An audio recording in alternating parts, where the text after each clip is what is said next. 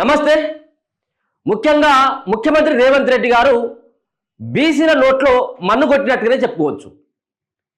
So గతంలో Congress party అధికారంలోకి వస్తే 42% రిజర్వేషన్ని మేము ప్రభుత్వ పరంగా ఇస్తామని చెప్పడం జరిగింది. దానికి ఒక చట్టం తీసుకొస్తామని చెప్పడం జరిగింది.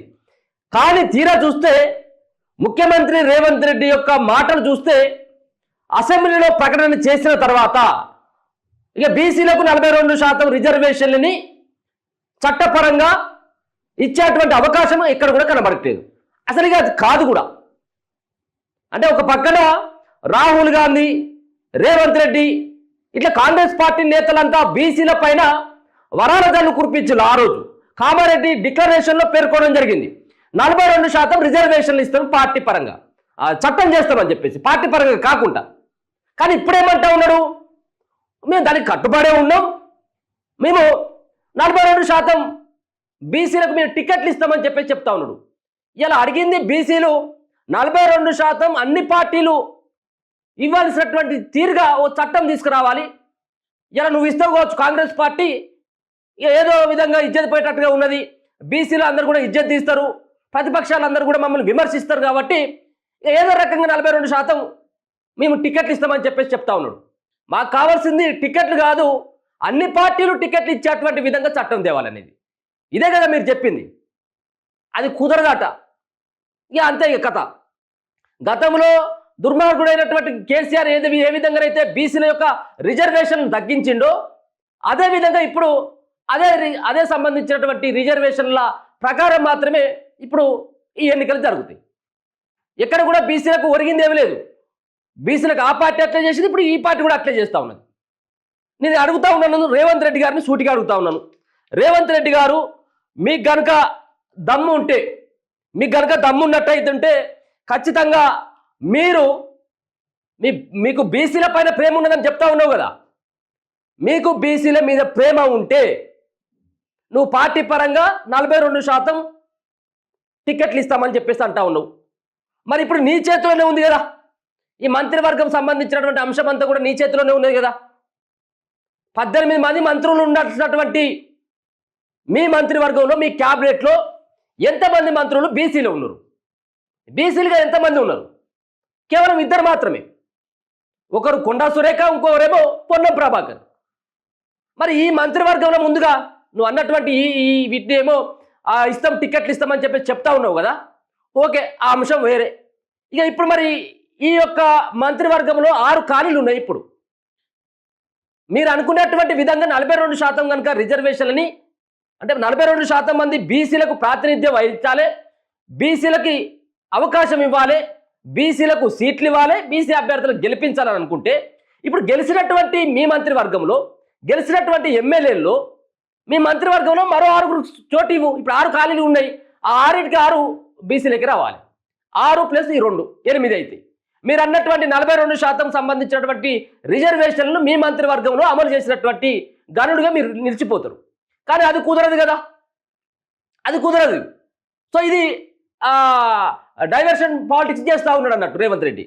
స్థానిక సంస్థల ఎన్నికల్లో నేను అంటా ఉన్నాను, ఒకవేళ కనుక స్థానిక సంస్థల ఎన్నికల్లో ఇప్పుడు అనుకుంటున్నటువంటి తీరుగా కేవలం వచ్చేది 23 లేకపోతే 22% మాత్రమే బీసీలకు దక్కేది.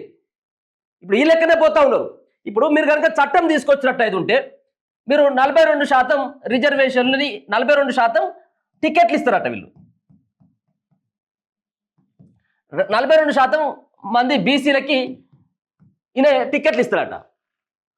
ఇస్తావు, నువ్వు కాంగ్రెస్ పార్టీ ఇస్తుంది అనుకుందాం.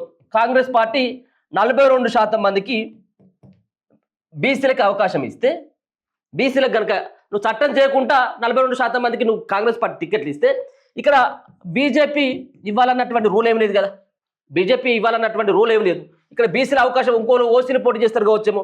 మరో పక్కన బీఆర్ఎస్ ఉంది, బీఆర్ఎస్ పార్టీ కూడా బీసీలకు ఇవ్వాలన్నటువంటి ఏది కూడా ఉండదు కదా.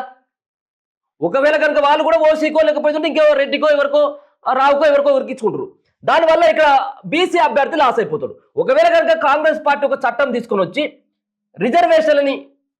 రిజర్వేషన్ల కోసం బీసీలకు సంబంధించినటువంటి రిజర్వేషన్ల పైన 42% రిజర్వేషన్ల పైన తీర్మానం చేసి ఒక చట్టం కనుక తీసుకొచ్చినట్టయితే ఉంటే ఖచ్చితంగా ఇక్కడ బీజేపీ అండ్ బీఆర్ఎస్ పార్టీ కూడా కాంగ్రెస్ పార్టీతో కలిసి అందరు కూడా బీసీలకి అవకాశం ఇస్తారు.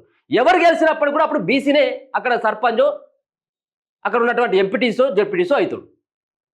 ఏ పార్టీ అయినప్పుడు కూడా గెలిచేది బీసీ అభ్యర్థి అవుతాడు.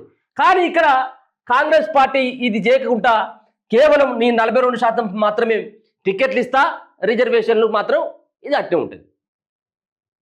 ఇదేంది తమాషాలు? ఇదంతా పెద్ద డ్రామా, పెద్ద డ్రామా. ఇది రేవంత్ రెడ్డికి ముందు నుంచే తెలుసు ఇదంతా కూడా జరగదు, ఇది కుదరని పని, ఏదో నామికి వాస్తు తూతు మంత్రంగా జరుపుదాం, ప్రభుత్వం పైన ఇది మేము బీసీల కోసం మేము ఏదో చేసినాం కానీ ఇంకెవరి మీద నెట్టేసేటువంటి ప్రయత్నం చేస్తామన్నటువంటి ఒక ఆలోచన తప్పించి బీసీల మీద నిజంగా కూడా ప్రేమ ఉంటే నేను అడుగుతా ఉన్నటువంటి విధంగా మిగతా సంబంధించినటువంటి 6 మంత్రులు ఇమ్మీడియట్గా మీ క్యాబినెట్లకి బీసీలను తీసుకో. దమ్ముంటే 6 మంత్రి పదవులు బీసీలకు ఇవ్వు, ఇచ్చి నీ చిత్తశుద్ధి నిరూపించుకో. ఇప్పటికి కూడా రేవంత్ రెడ్డి గారు బీసీలకు సంబంధించినటువంటి విషయంలో వాళ్ళ నోట్లో మన్నుగొట్టి ఇప్పటికే నువ్వు జనాభాలో తగ్గించినావు. బీసీలకు సుమారుగా 30 నుంచి 35 లక్షల మంది జనాభాని అందరిని కూడా చంపేసినావు బీసీలను. లెక్కలు చూపెట్టట్లేదు, మీ నివేదిక ఏడైపోయిందో తెలియదు. మొత్తం అంతా కూడా తప్పుల తడక. బీసీల శాతం ఏమో తగ్గిపోతుంది, రెడ్డి వేలమలకు సంబంధించినటువంటి ఓసీల సంఖ్య ఏమో పెరిగిపోతుంది. ఇది ఎక్కడ అన్యాయం? ఇది నువ్వు అట్లా అన్యాయం చేసినావు. బీసీల సంఖ్యని తగ్గించి బీసీల నోట్లో మన్ను కొట్టి బీసీ జనాభా అంతా లేకుండా చేసి అట్లా తగ్గించి ప్రయత్నం చేసినావు. మళ్ళీ ఒక పక్కన ఈ రిజర్వేషన్ సంబంధించినటువంటి విషయంలో కేవలం మా పార్టీ ఇస్తుంది అని చెప్పేసి చెప్పడం ఇది పెద్ద తప్పు. నేను అందుకే సూటిగానే ఇంతకుముందు చెప్పినటువంటి విధంగానే ఒకవేళ కనుక అరే రేవంత్ రెడ్డికి బీసీల మీద బాగానే ప్రేమ ఉన్నది కదా అంటే బీసీలను ఏకదమ్మున ఒకటేసారిగా 6 మంత్రులని ఖాళీగా ఉన్నటువంటి 6 మంత్రులని బీసీలకే ఇచ్చిండు. 6, 2, 8 వాళ్ళ సంబంధించిన క్యాబినెట్లోనే ముందుగా బీసీల పట్ల ఒక నిర్ణయం తీసుకున్నటువంటి ఒక సమర్థమైనటువంటి నేత అని చెప్పేసి బీసీ సంఘాలు బీసీ సమాజం అంతా కూడా నిన్ను హర్షిస్తాయి. నువ్వు ఆ ప్రయత్నం చేయాలి, నువ్వు ఆ ప్రయత్నం చేయి. ఇప్పుడు స్థానిక సంస్థల ఎన్నికలు ఇంకా 15 రోజులు 20 రోజులు ఇంకా నెల అనుకుంటా ఉన్నాం కాబట్టి ముందుగా ఈ 2-3 రోజులలో ఈ ప్రయత్నం చేయి. మంత్రివర్గం కూర్పు చేసి మంత్రివర్గంలోకి బీసీలకు అవకాశం ఇవ్వి. ఉన్నటువంటి ఖాళీలను 6 బీసీలకు ఇచ్చినట్టయితే ఉంటే నిన్ను నిజమైనటువంటి నేతగా ఒక బీసీల తరపున ఒక నిజమైనటువంటి ఒక ముఖ్యమంత్రిగా బీసీల తరపున కొట్లాడేటువంటి ఒక రాష్ట్ర ముఖ్యమంత్రిగా ఇలా బీసీ సంఘాలందరూ కూడా నీకు పాలాభిషేకాలు చేస్తారు. చూద్దాం మరి. నేను అన్నటువంటి ఈ అంశం ఖచ్చితంగా కూడా రేవంత్ రెడ్డి గారు ఆలోచించాలి. కానీ అట్లా జరిగేటువంటి అవకాశమే లేదు. ఎందుకంటే రెడ్డిలు ఊకోరు కదా. ఇప్పుడు మళ్ళీ ఉన్నటువంటి 6 3 కావాలంటా ఉన్నారు వాళ్ళే.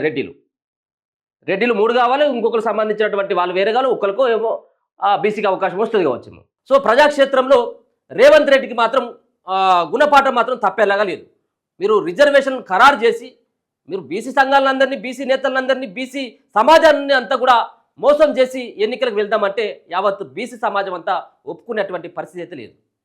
చూస్తూనే ఉండండి మన తొలి వెలుగు.